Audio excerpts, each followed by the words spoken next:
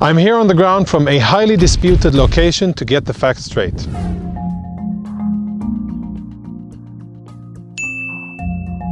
I'm here near Avivim, on Israel's northern border with Lebanon. Behind me is the Blue Line. North of the Blue Line is the state of Lebanon. South of the Blue Line is the state of Israel. Exactly 20 years ago, in May 2000, the Israeli Defense Forces withdrew from southern Lebanon. Just before the IDF troops withdrew, the United Nations sent a team of experts to where I am now to mark our line of withdrawal on the map and to mark them behind me by these blue barrels that you can see in the background. This is the Blue Line. There's a lot of misinformation and confusion about what the Blue Line is, and it has been frequently abused by the Lebanese armed forces and Hezbollah. History can provide some clarity. In 1916, before there was a state of Israel and a state of Lebanon, the colonial powers of Britain and France signed the Sykes-Picot Agreement, which divided the Middle East between them.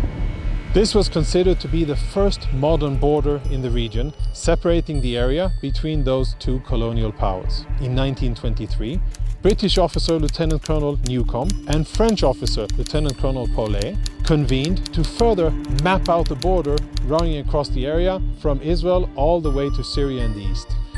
In 1948, Israel was attacked by 6 Arab armies. This was known as the Israeli War of Independence. In 1949, after the war ended, the Armistice Agreement was signed between Israel and Lebanon, and the Armistice line was drawn according to this agreement and overseen by the United Nations. In 1967, Lebanese fighter jets attacked an Israeli village, which resulted in the effective nullification of the Armistice line. During the 1970s and 80s, Israel suffered various attacks by Palestinian terrorists using southern Lebanon as their staging ground for their attacks. In 1984, after the First Lebanon War, Israel established a security zone in southern Lebanon to serve as a buffer between Israeli civilians and Palestinian and Hezbollah terror attacks.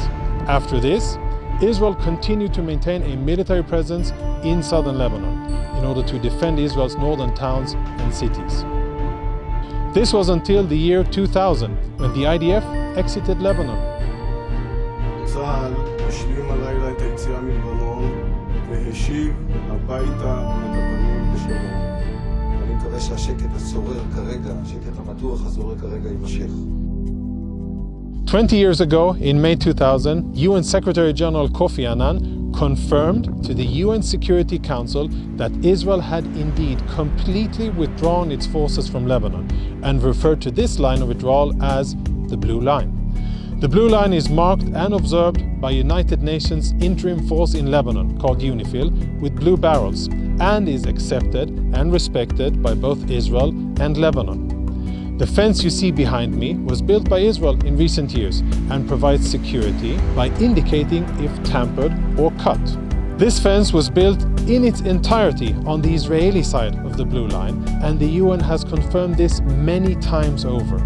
In some places, such as where I'm standing now, there is a gap of even a few hundred meters between where our fence is and where the Blue Line is.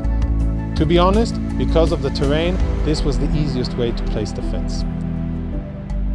Israel is fully within its rights to cross the fence, bearing in mind that it doesn't cross the Blue Line because the fence is several meters shy of the Blue Line. Crossing the fence does not mean entering Lebanese territory, it only means we crossed our fence.